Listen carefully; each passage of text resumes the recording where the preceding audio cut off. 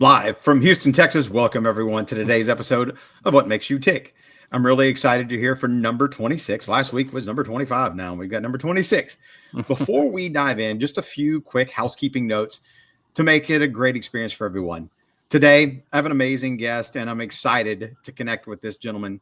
But first, let's get to a couple of those housekeeping notes. This is an interactive live session. You're encouraged to participate, drop a note, ask a question. Anything that you can do would be perfectly fine. To ask a question, drop it in the chat. I'll bring key insights into the conversation, especially with the guests. If you have anything for the guest, absolutely drop the question in. We'll use LinkedIn DM and comment sections on the event posting for any behind the scenes coordination. And I say this every week, and I don't know why, because I don't know if I can help you, but if I can, I will do, but I do have a specialist that might actually have an answer for you today. If you get disconnected, LinkedIn will do this from time to time. Just simply rejoin. We also know that it's a 5 o'clock hour. There's a bunch of y'all who are listening either on recording or you're while commuting or maybe while working. So however you can, please engage with us and let's have a great conversation because we need our community. Thanks again for being here. Now let's get started. My guest today is a powerhouse in the business of communication in AV tech. Boardrooms, LED walls, team rooms, basically anything that makes executives ask, why isn't this working? With 30 plus years in the industry, he's rescued more failing systems than most of us have rescued our own passwords. He, as a CEO of CAS, Communication Accessory Advisory Services Incorporated, he leads Houston-based team known for turning chaotic technology into systems that simply work. He's built high-performance environments for Fortune 500s, major private firms, school districts, faith-based groups, and fast-growth companies. He's also a creator of the Amplified Business Show podcast, breaking down AV in a way leaders actually understand. And I've actually been a guest on there. Why, I still don't know, but I'm honored that I was a guest on his show. We did a great job, and it was a great time. This guest is about to change how you think on communication, technology, and what really it takes to make a mission critical system work. My guest, Jeff Price, will break down complicated tech into clear, simple, business driven solutions as we find out what makes him tick. Jeff, awesome to have you on, man. Give the Bryan. listeners a little insight into what makes you tick. Yeah, appreciate the introduction. Hopefully, I live up to it. No, so my, Absolutely. my background is just it's we were talking about this before went live on the air, but my background, I came from a music background, audio engineering. Just really got into that and have loved music my entire life and playing music and those kind of things, and it just opened up a lot of doors over the years. And some part of the like we were talking about before, part of Mm-hmm. the joke there is, most of the people that, play music for a living or at some point eventually have to get a real job because we all have Right. bills and things to do. And so that's kind of what happened. I got into the engineering side, I got into the installation, service, and support side, and just kind of stacked those skills over the last several years, and then kind of built that into the career that I'm building now with CAS. And I bought the company about a year ago. That's I'm on my year path of getting Yeah. the people in the right seats and making the right decisions, making mistakes, all of the fun things come up when you're a business owner in general. But yeah, no, that's kind of my story in a nutshell. No, okay. So we didn't talk about this, but what's your favorite genre of music? What did you play? What do you love to play? You sit down, you got to play music. What do you like? Rap? I guess you look So like a so rap guy. yeah, right, yeah.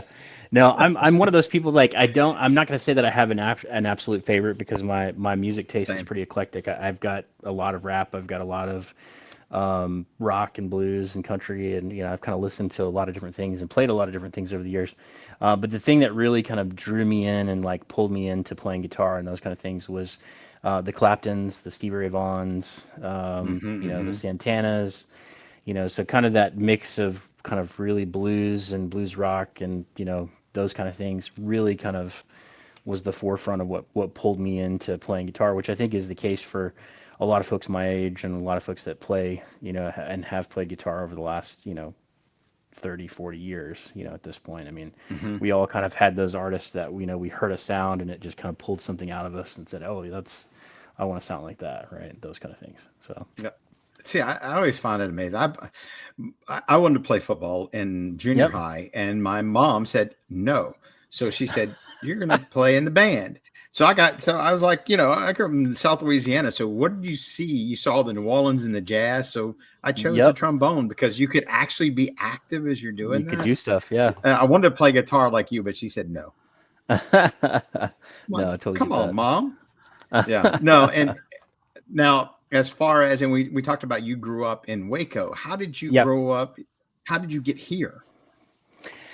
So when I lived in Waco, I had originally started doing some construction work. I eventually started working for a company that did aircraft modification. So Hmm. there's a huge what used to be an Air Force base in Waco that's been converted into a huge company that does government all kinds of aircraft modification. So worked for them for a while. Got married kind of along that path, and my wife's family eventually moved to the Houston area.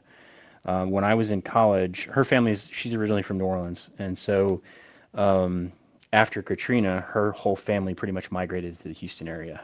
And so Right. at the time, we were trying to figure out like what we wanted to do. We both had friends that lived in Houston. I knew a lot of people from going to school close to Houston when I was in college and stuff, and ended up, just making some connections and getting to the place where we said, Houston's a bigger market. There's a lot more opportunity there.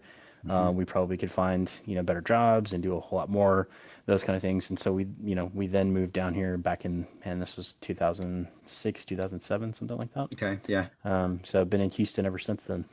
So Wow. And I take it you like it. Would you stay here, or do you want to go somewhere yeah, else? yeah, no, we've enjoyed living here for sure. I could do without the hurricanes every couple of years, but I mean that's anywhere you go is going to have some kind of thing that you're going to have to deal with at least every couple of years. Whether it's a wildfire or a hurricane or something else. I mean, there's always something to deal with. So, No. um, No. It's funny because you said the hurricane, mhm, and we were talking before we went on air. You told me a story about Waco, which I didn't yeah, know. And yeah, it's funny because we were talking about how clarity is, or this shows about truth, clarity, and traction in your lives, yep, and how if this certain thing, it dawned on us that you might not exist. So I know we've got people out there, yeah. a lot of people know Waco. Tell us the story that you were telling me about how Waco changed. Yeah, so in the early 50s, in 1953, there was a huge tornado that basically went through downtown Waco and took out a huge portion of downtown. Really kind of changed the trajectory of the town for a while because at the time, Houston, or not Houston, Waco was kind of on track to exceed and be a larger city than like Dallas Fort Worth and some of those Yeah. kind of things. And after that, it seemed like all of the kind of the fire and whatever kind of was sucked out of that because it was just such a devastating event for so many people, in the town, that kind of deal. Right. So it's interesting the way that like we were talking about, the way that um, certain events can cause certain things to change, and even in individuals, I mean, you can gain a lot of clarity out of, am I going to stay here and rebuild, or am I going to go somewhere else and start over? There's a Right. whole other conversation to have around that.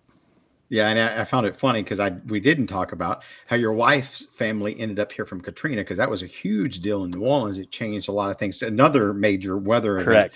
that changed the. There's a lot of people that are from Louisiana that you find all over the place here. My my Hmm. my next question though, if she's from Louisiana, does she make a good gumbo?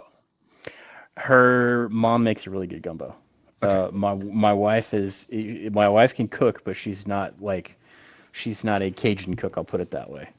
got it. If that makes sense. So No, it makes perfect. I didn't. My family was always cooks, but I lived in yeah, Arkansas, and nice.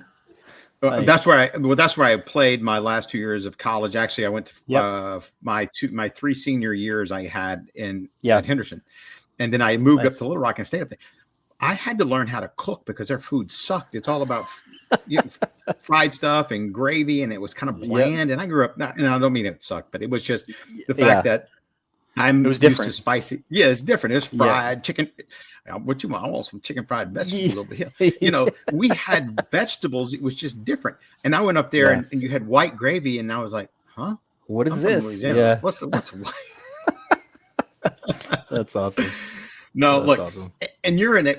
I promised the people that you would have a little bit of Yeah. insight into some of these stuff.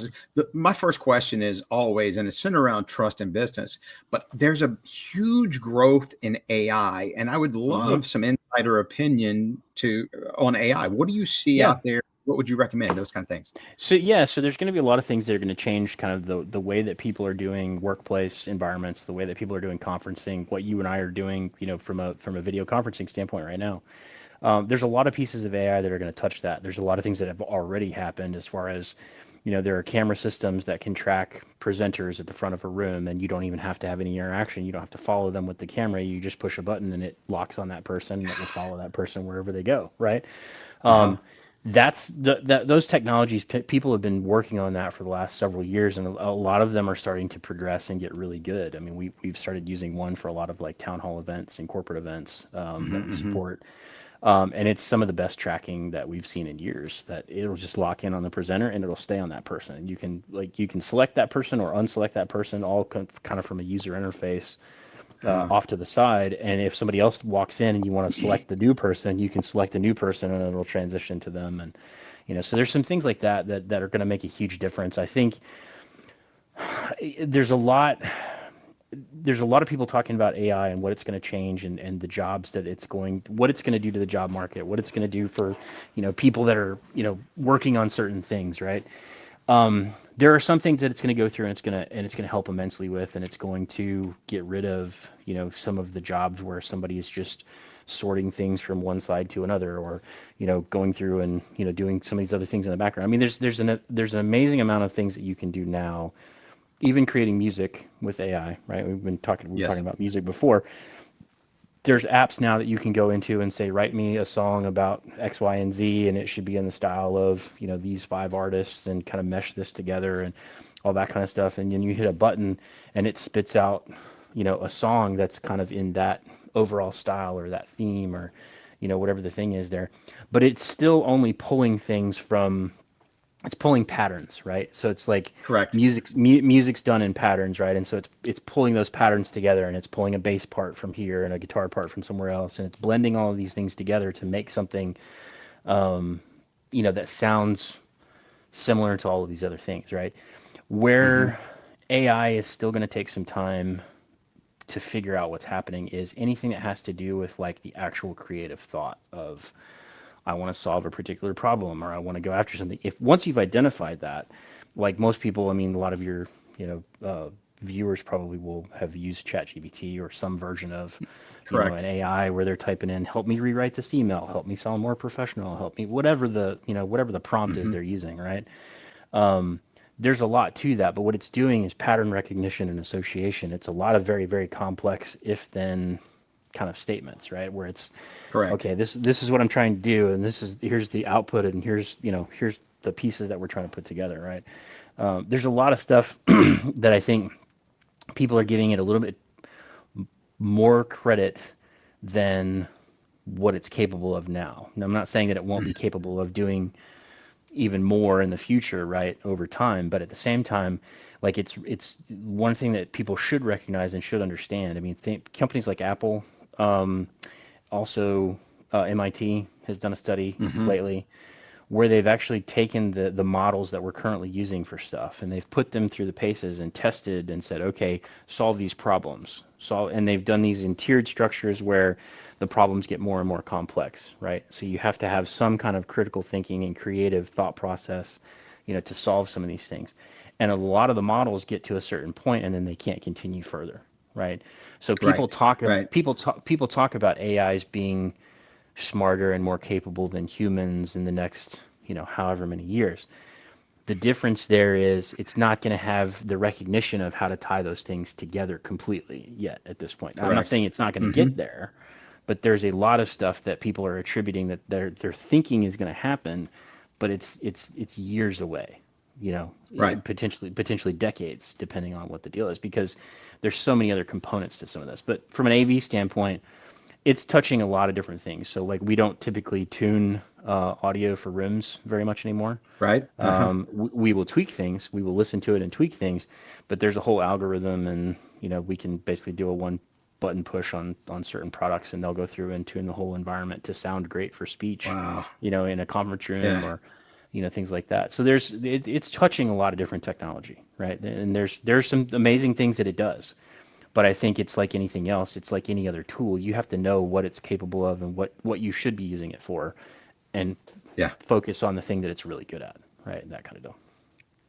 No, and it's funny you just said the word I was listening for, because it's more of a tool. And Yeah. I want to. So one of the things that I'm finding out, and we have this, being in education, being in business, because I Mm-hmm. still have a lot of business connections, and there's a possibility I may have a business opportunity coming up at some point Yeah. in the next Yeah. 6 to 8 months, and well, I'm working on one right now, and we're diving into AI from both standpoints. The one Mm-hmm. thing that I see, and I do a lot of writing on LinkedIn. I'm a backtrack for a second. The guy, one of my Yeah. friends today said, "Hey, I've noticed, and you have a lot of AI, Reeks AI." I went, "Really? Why?" And what happens is, now granted, there is AI assistance to it, but I'll go in and I'll help it write, and then I space it out differently so it makes easy for posting. And he Yeah. said the spacing is the one thing that throws it away. And I didn't even know that, because I actually go in. But my point is, it's a great tool. And from an education standpoint, if you learn how to use it, from a business standpoint, if you learn how to use it, it can accelerate some of the processes that you're Yes. talking about. Not necessarily eliminate, because there still has to be some humans involved in the output. Correct. My fear, and here's my biggest fear as a father, as an Mm-hmm. educator, is that kids are going to copy and paste it. As a matter of fact, we've got a retest that we do, and I'm almost positive they copy it, because I can't see exactly what they're doing, but they'll put it in Gemini and then spit it out and then answer it. Yeah. And I think that's the wrong way to use it, because what it can actually do from a standpoint of a human, one, you have to have that engagement. You have to put your tone in it, because Mm-hmm. it has no EI. It has no emotional intelligence at all. Yeah. One. Two, there has to be some way that you can learn from this. And Mm-hmm. for me, I've used a lot of, with my research and actually digging in, and some of the stuff I've done in the background over the last 6 months, Yeah. used a lot of AI. What I find is that when I'm speaking and I'm talking to somebody, or I'm writing something, there's different things that I'm doing that I used to not do 6 months ago, because I'm using the tool as an education tool. And Yeah. it's like, oh, huh. That's it. That's Yeah. interesting. Now, how do you get people to do that on? Well, but let me ask you this: on your Mm-hmm. side, I know on a business Yeah. side, based on that conversation, there it creates a big trust issue, because you don't know what you're getting if you're getting AI. And some of the Yes. videos I've seen, it looks exactly like the person. Yeah. What's your opinion, and what do you see on the trust side? So there's what I think people think is going to happen is they think that they're going to be able to go out to, like, whether it's a chat GPT or whether it's some other, you know, AI at that point, and basically say, I need a business idea that's going to do all these things, and I want you to build me this whole step-by-step process and tell me exactly the things that I need to do to get from point A to $1 million in 36 days or whatever, right? Uh-huh. And so you put all this information in there thinking that it's going to spit out the stuff that you're, and it will spit out a plan, right? So, like, to Mm-hmm, be mm-hmm. clear, like, it will spit stuff out to you, right? But if you have no understanding of what it is that you're actually asking it to do, you have no way to verify that it's actually correct. And I don't know if you've gone through and noticed it all, but if you go through and just randomly put stuff in there and say, hey, figure this out for me, or tell me what the deal is with this, it'll come back to you and it'll tell you, oh, it's hallucinating. My bad. That's on me. Yes, That yes, yes. information is incorrect, right? Things like that. And that's what I mean by, like, on some level, there are some things that it's great for, but there are a lot of things that it's like you got to spend some time and verify it. My approach to it, at least what we've been doing and kind of how I've been using it, has been more i- increasing, or not increasing, decreasing the time it takes to ideate through a process or through an idea, right? Mm-hmm. So if I'm trying to work through a problem, I'm trying to write an email to a potential client, or I'm trying to write a, whatever, I'll go through the process of actually writing what I think is, as a human being, of what I'm trying to say, what I'm trying to get out of my mind onto Correct. paper, and Uh-huh. I'll write that whole thing out, right? But what would have taken me, potentially a couple of hours, really kind of trying to digest and think through some of those things, I'll Mm-hmm. do the first draft of that thing and say, okay, this is kind of what I want to say. This is where this is at. I mean, here's the email, like dear so and so, blah blah, whatever the email is. Throw that into one of the models and say, okay, I'm trying to, help me reword this to be as professional as possible, but also to be as friendly as possible and some of those kind of things. And to your point, like, you don't want something that's going to, come out and be like, thank you for calling me today. It's like the whole, like, just, you can tell, right? Like, it's like what Yes. the guy was telling you. It like, there are certain things that reek of, um, of an AI generated, thought process on some of that. And so what I think a lot of people do is they think that it's going to be able to offload the learning process, or it's Yeah. going to be able to offload the thing that you actually need to do. You need to use it as a tool to help you learn how to do the thing that much faster, right? And Hmm. like, I mean, it's like I was telling my wife the other day, we were talking about some of this because we were talking about, what's really the difference at the end of the day, outside of a lot of computing power and everything else, what's really the difference between spell check and AI? Like, they're both tools, right? And Correct. like, I traditionally am a terrible speller, but Hmm. I have learned how to better spell in my emails and everything else from spell check saying, "Hey idiot, this is wrong. Like, you need to go back and check this and fix it," right? So Yes. at the end of the day, I'm using that as a tool, not to necessarily have it spell everything for me, but for it to highlight to say, hey, you may want to like reword this in a different way, or use different, Right. a different tone or a different cadence or whatever the thing is, right? But I think that's what a lot of people are missing in some of those things. To your point in the video side, there is a lot happening in that space where like you can't tell. So the only way that you're going to be able to start differentiating those is the pattern recognition of things that seem out of place. Uh-huh. If you're watching a video, like I've been like scrolling through and watching a lot of videos, lately, and you can tell that there are definitely some of them that are for sure AI created. Hmm. There Hmm. are some of them that you're kind of like, I don't know if this is AI or not, but there's something that just feels off, right? It just feels something's not right, right? Right. Something in this, it may be 100% real, but it may not be. And there's just that one kind of inclination of, is this for real? And it, like, I had this conversation with a couple of other people on my show about the kind of, as you're dealing with those things, the age of the internet, if it has done nothing else for individuals, for the most part, if you are a normal human being who is paying attention, who at some point in your life has scrolled through a phone or scrolled through the internet or whatever, the access to all the information that you have, it has made it Yes. very, very easy to start figuring out when people are being genuine and when they are not. Hmm. Hmm. And when somebody is being, authentic and genuine on their deal, that's one of the reasons that like marketing with people is so, it's such a high level skill, because you have to be able to communicate what it is that you're trying to communicate, but not come across like you're trying to sell the person whatever the thing is, right? And if you Right. look at so much of the content on the internet today, so much of it is just basically very slick marketing for one thing or another, right? Correct. Even the goofy TikTok, stupid videos that you scroll through, there's so much of that is marketing in one way or the other, which is very interesting. But Yeah, I don't scroll through TikTok videos. I'm against yeah, TikTok. yeah, yeah, yeah, but the funny thing is, what you said is exactly like the prompt. Number one, communication is huge. hmm, Being able to correctly put the right prompt in. One of the things that I've learned to do over the last couple of weeks, which has been amazing, is you can ask it to interview you. Put in oh yeah, information, give it a rule, and let it interview you for stuff, and then it'll spit stuff out. That was fantastic. hmm, But you have to be able to communicate with it, and it challenges you as you grow through it.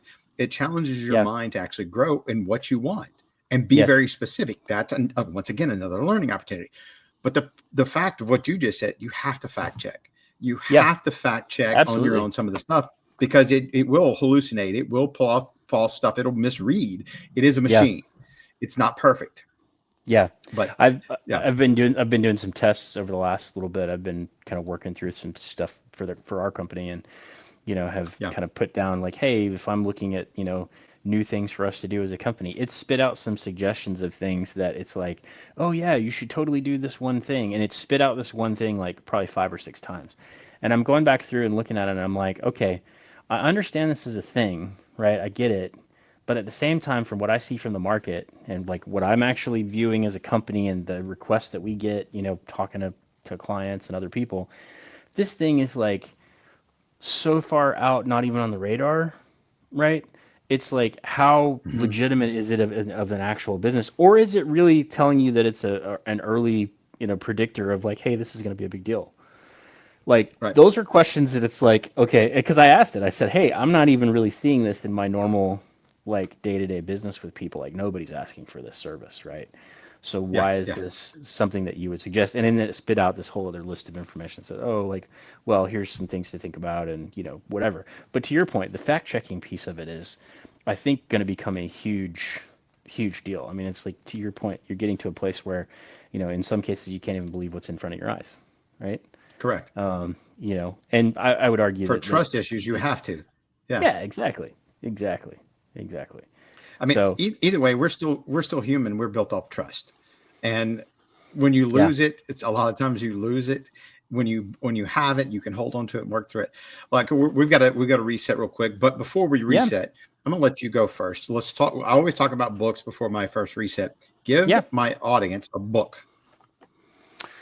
Man, it's hard to narrow it down to just one, but I'll give you a quick lightning round. So, if you're in business and you're trying to create a better customer experience, Unreasonable Hospitality by Will Guidara is a phenomenal book. He took 11 Madison Park from being the 50th restaurant in the world to the number one restaurant in the world. And the story Uh, of how they did that and the things that he does, or the way that they approach that is pretty awesome. Extreme Ownership, Jocko Willink. Um, any business owner, any entrepreneur needs to read that book. It will change your mindset and change your dynamic. Owning everything that happens and owning the responsibility for everything that happens, even the things that you have no control over. It yeah, really makes you think differently. I've And then heard if somebody you're, recognize that. yeah, I've heard somebody and it, recommend that one before. yeah, and if you're in leadership, of any kind, whether you're a CEO or business owner or those kind of things, The Motive by Pat Lencioni is Okay. phenomenal. That's a really great book. Huh. So So I want my book today. I always pick one because we were talking earlier how we got started. This yep, actually became a growth thing for me as I was running. I listen to books and I'll kind of yep, verbalize it onto, and I go back and read some. The book I'm reading right now, which I'll talk about later, not today, but at a later date. I will actually go back and use. I want to use AI to help me formulate and get my thoughts because I can put it in there and I know what I'm looking at. But yeah, my thoughts from talking doesn't always translate. yep. But the one I want to look at today is called The Automatic Millionaire by David Bach. It teaches That's ordinary people that they can build a wealth through basically yes, willpower. yes, His stories and stories these days are huge. That's the other thing AI cannot do is tell stories. His stories shows how small daily choices, consistent, um, automatic contributions, he mm-hmm, did long term compounding to turn his average income into a yep, millionaire level results. And it walks people through how automated savings, retirement accounts, ownership, debt elimination, emergency funds, a lot of different things. It's a really good practical book to help automate your wealth. yeah, And the couple of the takeaways that I got from it was one is put yourself first. yep, For me, that one was really difficult because I don't generally do that. I'm more conservative, but I don't put myself first. yeah, And, like 10 to 15% of your income goes straight into retirement. Now I did do some mm-hmm, of that. I did because of my circumstances, I ended up spending. I got yep, myself in a spot where I had to break into that and I'm still regretting most of that. right, And then the other one was small daily choices like $5 to $10. Automate it, just send it out. But a lot of mm-hmm, people don't realize that they spend $5 to $10 going out to eat, getting food. At the end of the week, you spend mm-hmm, $10, you're looking at $70 down the drain. yeah. The And trick for he's, Yeah, yeah, it go breaks ahead. that down. Yeah, I was gonna say the trick for most people that most people miss out on with all of that is more people would be concerned about what they pay in tax if they actually Yeah. saw what they paid in tax on a regular basis. And what I Hmm. mean by that is your check, when they pull taxes out of your check is a certain size. Taxes get pulled out before it ever comes to you. And so, like, Correct. you think your paycheck is one amount, but it's really a totally different amount, right? So Yes. that's one key structure of that. But one of the things that I think he mentions this in the book because I've read that one as well, Yeah. is is doing it before it ever gets to you, before it ever is deposited into your checking account for you to Automate spend. it. Mm-hmm. Automate as much of that as possible so that it automatically goes to savings accounts and those kind of things. And I think, to your point, I think a lot of people miss that. And it is an easy way to, at that point, like, be able to budget your money more correctly, and it will compound and make you a millionaire over time. Yeah, and you can, like, emergency funds, which I wish I would have done a better job of. You can send that to where your check comes in; it automatically goes into a Mm-hmm. different bank account or savings account that you're not touching.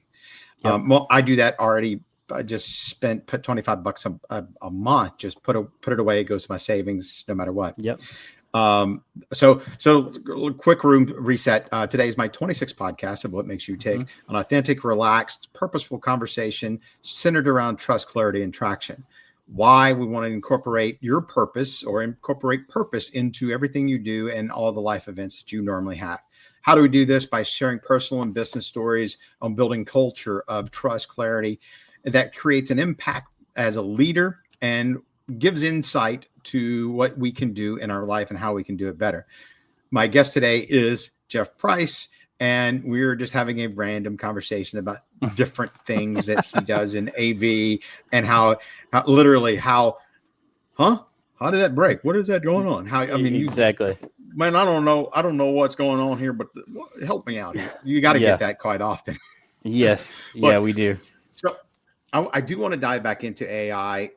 It's become one of those hot topics, and I've gotten into it. Me and my Yep. one of my good friends have gotten into it, and it's an exciting challenge. But as far as, and we talked about what it can do. Yeah. What about the clarity in a business setting? How can it help to clear some things in business? And my audience, if you have any questions, you're out there and you want to ask any questions, or you want to add something to any of this, we're going to have a short another discussion on AI. Yeah. So tell me, like, from your point of view, what do you see as far as clarity from the business standpoint and AV? Yeah, so I think there's a few different things that it does in it from a business setting. So, like, there are so many different, if you're in business, you probably understand the CRM thought process and what happens with the CRM. Yes. So if you're managing all of your client information and you're trying to automate, somebody reaches out to you for a product or service. Like, one of the things that I think most people don't realize or don't understand, I'll give you a perfect real world example. So 2, 3, 4 weeks ago, we had some issues where we had a couple of squirrels and some rats in our attic that had just, over time had nibbled through, some of the stuff and crawled up, in the attic, and we're starting to kind of root around. And then we started to hear them, and it was like, oh, we need to do something about this. So I started making phone calls on a Friday. I think it was Friday or Saturday. I started making phone calls to try and get in touch with somebody who could come remove them, right? So I called 3 or 4 different companies. One company I left a message with. Another company, the phone just kept ringing and ringing and ringing. Another company beyond that left a message again, and then one other company finally answered the phone. Somebody finally answered the phone. I went with the people that answered the phone. So, and I think what most people don't understand is that if you're a business owner and you're in business in some way, if somebody's trying to call you, somebody's trying to email you, somebody's trying to get in touch with you, 9 times out of 10, that person is going to go with whoever responded to them first because they could get to them. I needed somebody to get the critters out of my attic, and I wanted it to be done as quickly as possible. And so I'm not waiting. And so I think one of the companies called me back like 2 days later, and by that time I was like, sorry guys, like, I had somebody come out same day, and they've gotten all this squared away. Like, you guys didn't even call me back for 2 days. So I think one of the things in business with that is your speed to, whether you want to call it speed to lead or speed to customer, though any of those things that you can automate with AI, you should be looking at automating those things. Any return messages to tell somebody, yes, we've got your message, somebody's going to get in touch with you, as quickly as possible. Now, the gist with that is, if you're going to tell somebody that, you need to get back in touch with them as quickly as possible. Correct. Right? Yeah. You've got to follow through and be able to do that.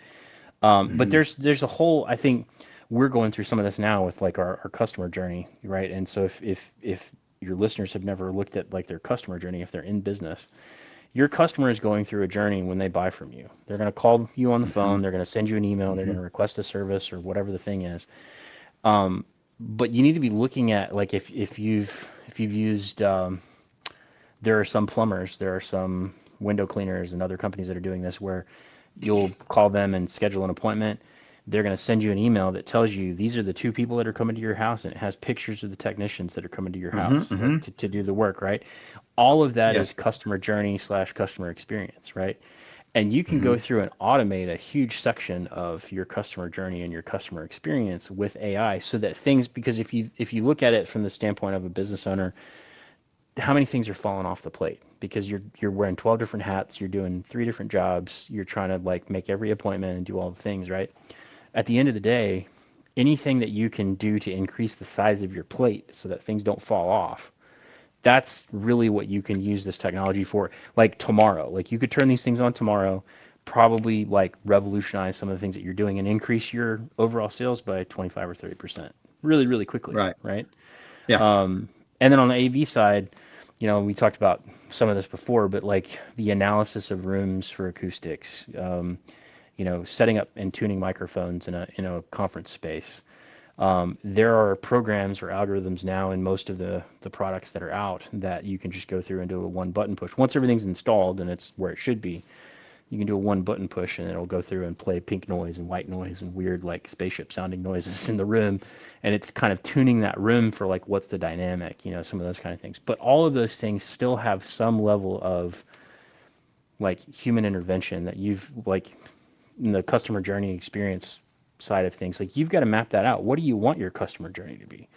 That's another thing that Right. people don't think about. They think it's like somebody calls me, I go do their thing, and it's like we are moving from like the best way I can explain this is in retail. Retail as an example is a perfect example. Retail is moving from I need to buy something. I'm going to go to this store to buy it because they sell this thing at this store. Amazon killed that. Like you can buy anything you Mm-hmm. want, Mm-hmm. including a car, a house, a motorcycle, a fish, off Amazon and have it Yes. delivered to Uh-huh. your house, right? Mm-hmm. So all retail is becoming experience based retail.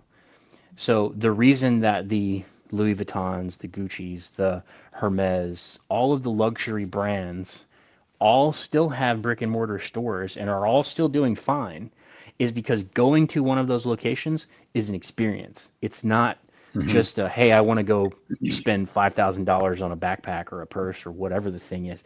It's a whole experience that you want to go like, oh, check this out, people taking selfies and those kind of things. So retail as an example, retail has to become more experience based. And so like you have to want to go where you're Yeah. going to spend money.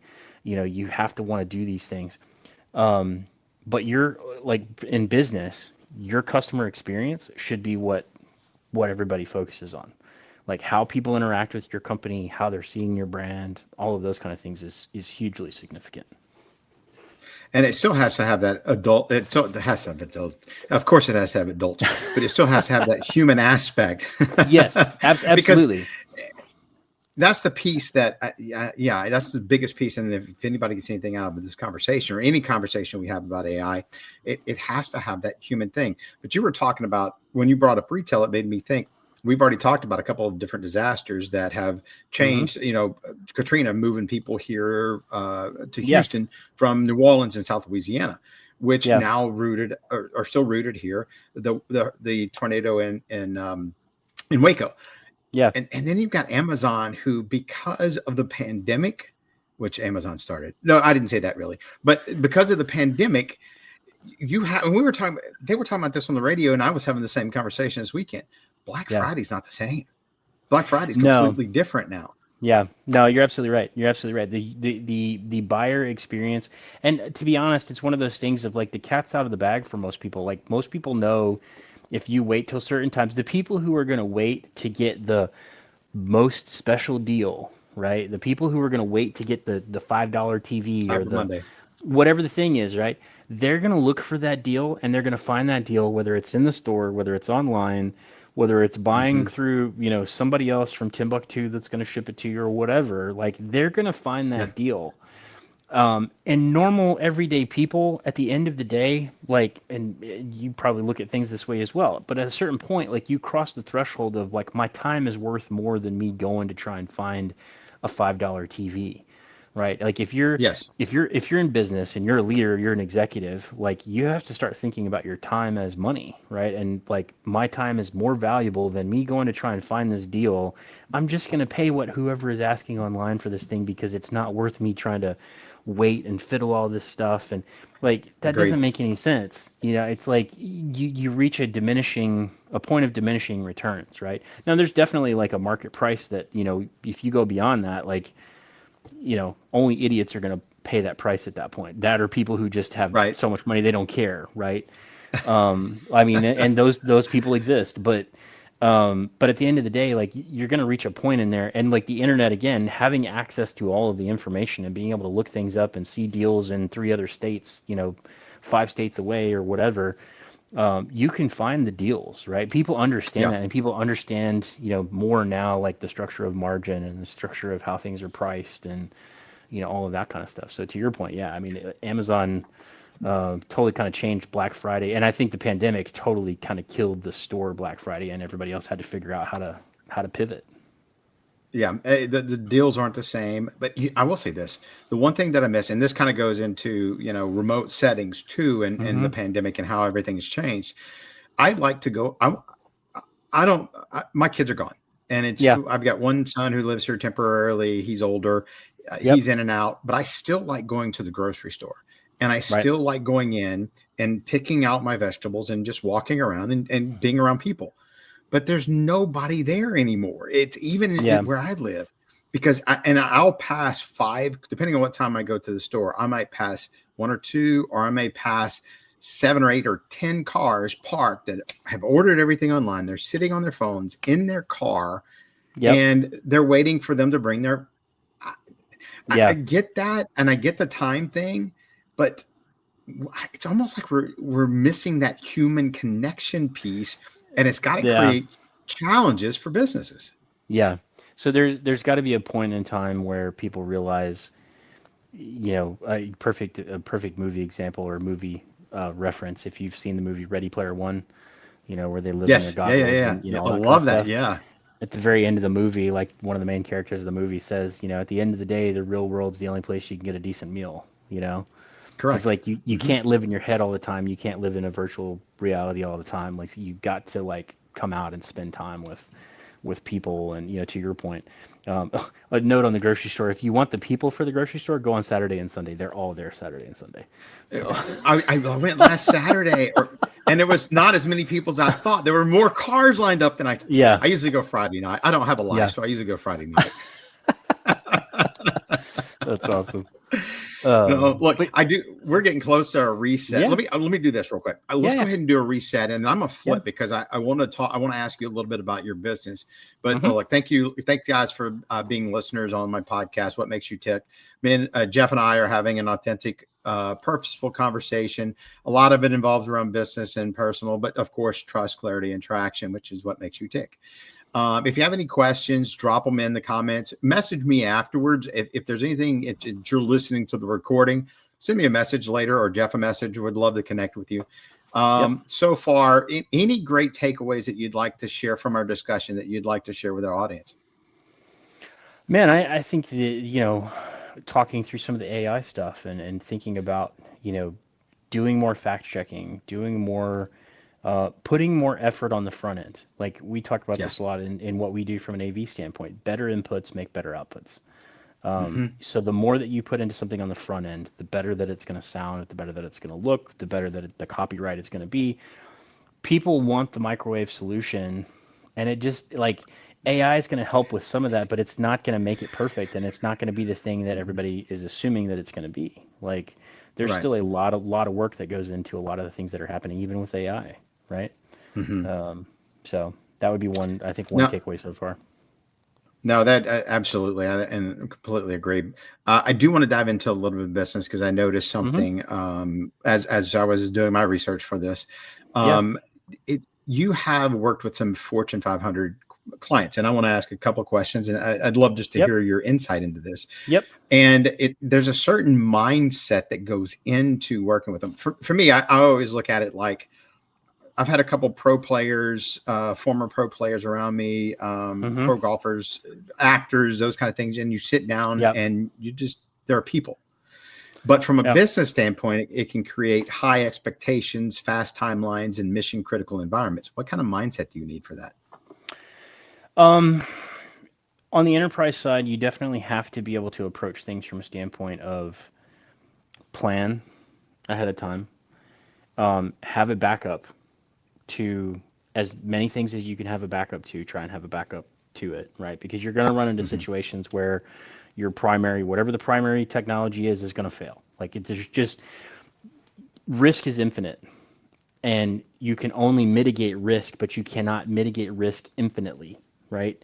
Correct. So your best mitigations at that point are planning ahead, testing the technology ahead of time, verifying that things are actually working, that they're doing what they're supposed to do, and making sure that you have some form of a fallback position. If you need to revert to that. The mindset from an enterprise standpoint is, larger companies. I'm trying to think of how I want to say this. Larger companies are concerned about budgets and they're concerned about money, but when it comes down to projects, they're less concerned about the project from a budget standpoint than they are from the schedule, timing, and quality, right? So Mm-hmm. generally, most enterprise companies will usually pay more money to get a project done on time with a quality outcome that they know is going to be a quality outcome, right? They'll usually like lean towards that. Like we were talking about a minute ago, they're not going to waste time trying to find the best deal because their budget is so locked in on like, oh, we can only spend, X number of dollars or whatever. Yeah, yeah, Generally, like, yeah. if a CEO in a large organization says, hey, I want to do X, Y, and Z, and I want this to be done by this time frame, people aren't going to care. They're going to go find the money to do the thing, right? Whatever the thing is, right? Whether it's a conference Right. room, a video wall, a sound system, nobody cares about that. Like at the end of the day, they're Mm-hmm. going to do it. Now, all that being said, you can't price things like, you know, way out in left field and like overcharge people because people will know that. Again, there's access to so much information now. Like you have to be competitive, right? Yes. You have to look at things through that lens. But I think the preparation is a huge piece of that. I think the project management side of things for an enterprise company is huge because that basically ensures your quality and it ensures your delivery, right? So you're meeting your Yeah. schedule and you're meeting your quality requirement, and then you've got to be willing to, you got to be willing to ride along with that. So we do a lot of work from a conference room standpoint as far as installing conference rooms, designing conference rooms. We also do quite a bit of corporate events, right? So like virtual town halls and webcasts and things like that for companies who are wanting to get their message out to their 5,000 employees or those kind of things. And so in those environments, there are a lot of from like to your point, the mission critical side of things. Like you have to walk into those environments knowing like this is my plan, this is what we hope is going to happen. This is the Yeah. execution Yeah. that we're Yeah. going to take. But Yeah. then you've got to have, like I said, you've got to have a backup to whether Mm-hmm. it's the main PC that you're using to stream the whole thing, whether it's the main sound system that you're using. You've got to be able to you can't have like two sound systems. That just doesn't make sense. But you need to have some level of backup. Like so, if you ever notice, a lot of times in those types of settings, CEOs and executives they'll have two microphones on their lapel and they'll Oh actually yeah. have they'll actually have two belt packs because if one fails, you still have another mic that you can revert to very quickly, right? Uh, So things like that, again, it's preparation, it's having the fallbacks that you can revert to if needed. Now, ideally, in a perfect world, you're not going to have to revert to those things, but you still right. need to plan to have those things because if things do go south and you don't have another option, at that point you're screwed, and at that point Yeah. everybody's really pissed. So there's some things with that. I think I was trying to think of some other good examples from a mindset standpoint. No, but You those do are need, like you have to be able to create trust, and all of those are yeah, creating trust because if you can't trust your AV system, there's nothing more frustrating. exactly, exactly. Nobody cares. It's like we always tell people it's like the bathrooms. Nobody cares about AV until it doesn't work. The minute that doesn't work, Correct. That's everybody right. cares and everybody's Uh-huh. frustrated. So but yeah, I mean, there's things like that I think that reflect. And one of the things I love about the trust, clarity, and traction piece of what you're talking about, in my mind, and based on how we do business and those kind of things, if you don't have trust, clarity, and traction, you really don't have a business. Like Yeah. if you can't do those three things and you can't like meet those base level requirements. This is where everybody, and like if you watch any business podcast or any, business content on YouTube or LinkedIn or any of the other channels, right?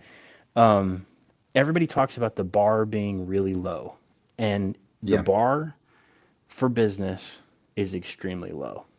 Like, Mm-hmm. and I think it's because people don't think about, I'll put it in context this way. Probably 50 to 60% of the businesses in the US are small and medium businesses, right? Correct. It is Yes. it is Yes. is it is basically the lifeblood of the economy of what we do. We're a small business, right? So you get to a point where if you're not focused on what you're building and you're not building in the systems, you're not taking advantage of the tools like AI, like we've been talking about, and some of the other things like Yeah. that, Yeah. you get Mm-hmm. stuck in this place where you basically just create a high paying job for yourself. It's not really a business because you don't have systems and process in place. You don't have a Mm-hmm. team in place, to run all Mm-hmm. these things in the background. And so at that point, like you've basically just created, it's like the pool guy that does your pool that he charges you $150 a month and he comes around and say he does 500 pools. Well, he's good with that. He doesn't want to do anything else. And so he just stays right there and he stays with that loop Right. of people. But what ends up happening a lot of times with that is you'll have people at that point, like if that guy, as an example, if he loses 100 pools, that's a huge hit to A him huge hit. personally, Yeah. right? And so if Mm-hmm. you don't plan for that, yeah, I mean, I've heard people say before, like if you're not growing in business, you're decreasing. Yeah. Even if you're staying flat, you're still decreasing. And the thought process behind that is if you're not growing, like, and I'm not saying like every business needs to grow to be a multi-million dollar business and all the rest of that. Sometimes what's going to happen is that person's going to build a business and create a job, get to a point where they're like, hey, I want to get out of this. They're going to sell all that off to somebody else and go work another job for somebody else, or they're going to go create another business, right? And start Correct. over again, Yeah. right? That is just the natural cycle of business in life, right? And that's what we should be looking at. And I think one of the reasons that we've run into a lot of the problems over the years that we have with business stuff, like with 2008 and the bailouts and some of these other things, is Uh-huh. Yep. and I've had this conversation with a couple of people. If you look at it through the context of like the Forest Service, the Forest Fire Service, I don't know if you've ever heard this or not, but in the forest fire area in the early 1900s, there were forest fires, all over the place, and they got to the Right. point where they said we're gonna extinguish. Oh, this is where like Smokey came from, and this is where all of the, like maintain your campfire and all the rest of that. Every once in a while, every couple of years, they'd have these fires that would, decimate a certain area of land or whatever, but the trees would still, survive and they would regrow and all this other stuff. Mm-hmm. They Mm-hmm. said they said we're going to eliminate every forest fire that we can. And so for 10 years, they successfully, like, there were no forest fires. In the meantime, they had all of this undergrowth come up in the forest that there wasn't a fire to deal with. And so Correct. at the end of the 10 years, they have a forest fire that then becomes the largest fire they've ever It's seen. giant. And Correct. and it Mm-hmm. and it's out of control and they can't deal with it. It's the same thing with like the economy. Like there's going to be places where like businesses start and they fail. People like things that if you look at it in that context, things in the economy and in the business environment, there are things that need to be burned out because the business leader is not at a place where they can do business at that level. They're not taking care of customers. Yeah. Yeah. There are people in business that are dishonest. Those people need to be burned out of business. Like they don't need to be in Correct. business Mm-hmm. because it's not helping anybody else. And along the way, it's Yeah. going to take out some of the good business owners, just like you would in a forest Exactly. fire. It's the way. Exactly. It's a whole circle of life, if you will. But go ahead. Exactly. Sorry. Yeah, no, it was just like I mean, at that point, like people just don't. Everybody wants the constant up, the constant up. Everything has to It be don't grow. It has happen. to grow. It's just not. It's not realistic. It's not the real world. That's not how things work. Like things grow, things die. Things grow, things move on. Other things leave, and things grow more. Like there's a ebb and flow to all of that I think people miss a lot of times, and so people think like, oh, you know, I'm going to start this Like, business and it's going to be whatever. But yeah. if you constantly approach things from constantly learning and stacking the skill, even if you fail, at the end you're still going to There's a succeed. learning opportunity. It's a learning opportunity. Exactly. Yeah. Exactly. Even if you fail in business and say you go bankrupt, You start working for somebody else and you work your way back Yeah. into management and you get to a better place. As long as you learned the lesson, you didn't lose anything. People Right. get get that twisted because they think that, who they are is wrapped up in what they have and the money that they make and all the rest of that. And it's not. Like, you need to be learning the lessons that you need to progress and build Otherwise, those something. things are going to keep you're going to keep making the same failures Oh, you had. absolutely. Absolutely. And then and the failure, but from the biology standpoint, Yeah. you're talking about the forest and how everything that we do, there is something that has to clean and has to burn and it has to take care. You have to have the ups and you have to have the downs, because if all you have is an up, you never learn. And then when you do fall, it is a huge crash, just like the Exactly. fire example that you used. But there's Exactly. always learning opportunities in business and everything else. We're getting close to running out of time, but there's two things I want to follow up with real quick. Hmm. How do you become a trusted partner, not a vendor, but a trusted Yeah. partner with these large businesses that you work with? The biggest thing is following through on what you say you're going to do, showing up on time, and making sure that what you're doing is quality. Like, again, I mean, project management 101, cost, schedule, and quality. You can only pick Yeah. two, right? Do your best at all of three of those as much as you can, and follow through with what you tell people you're going to do. Like that, literally, I think people like that escapes people. It's like, follow through with what you told somebody you're going to do. If you do that, you're ahead of 80 to 90% of the people in And if you business. can't do that, it's okay to go, look, I can't do that, but I might know somebody that can. Or Exactly. that's building a relationship, whether you're business or personal. You Exactly. have to be able to, and that's huge in the trust piece. It's Exactly. huge. We had a client that we walked away from that we told that. We basically told them, like, hey, we're not going to be able to meet your requirement, and we're not going to be able to do what you want to do because you're Yeah. trying to do it in a certain way. And we basically said, we can't do that. I'm sorry. That was one of the most liberating experiences in business that I've ever had. Like, even at a time when, let's, like, you want to do business, you want to make money, you Uh-huh. got to Yeah, make the yeah. sale, you got to whatever, you have to be willing to say, I can't do that. We're not going to go down that road. It's just not going to work, right? And if you're not, like, you need to check that. Yeah. No, and some of the biggest is funny because I just had this conversation today and yesterday, same thing goes over and over. For some reason, it popped up. What I've learned is my inability to say no at the right time has cost me opportunities, because I Mm-hmm. want to. There's the part of me that wants to be a people pleaser. I want to make Yep. people happy. Now Yep. I've grown out of that people pleasing mentality, but there's part of me that wants to make people happy. And I always try to see the bright side or the better side of what it could be. But it's cost me a lot of things in life, including relationships, because I couldn't say no. It wasn't like it was anything that was bad. It's just there were red flags that I saw, but I chose not to recognize. And Yeah. instead of saying no, I said, yes, I think we can make this work, where I should have just said no and walked away. Yeah. You And can it's only be huge. pulled. Yeah, you can only be pulled in so many directions. And if you're not willing to speak Mhm. up and tell people that, at that point, like, you're telling that person, oh yeah, we'll take care of it, we'll take care of it, we'll take care of it, knowing that you don't have the capacity, the time, or the resource to take care of it. You're basically, in essence, you're lying to that person because you want to continue to Yep. do business with them. When in reality, you Yep. should be telling them, hey, it's not going to work, and here are the reasons. I can get you this other guy, or I can get you this other company, whoever it is, right, to Yeah. help you. But yeah, I mean, that's a big deal. Look, we're getting close to the end, but one of the things I always end on, and it has because of like I have a passion for the younger generation. I'm connected to them Hmm. with my teaching, my background. Yep.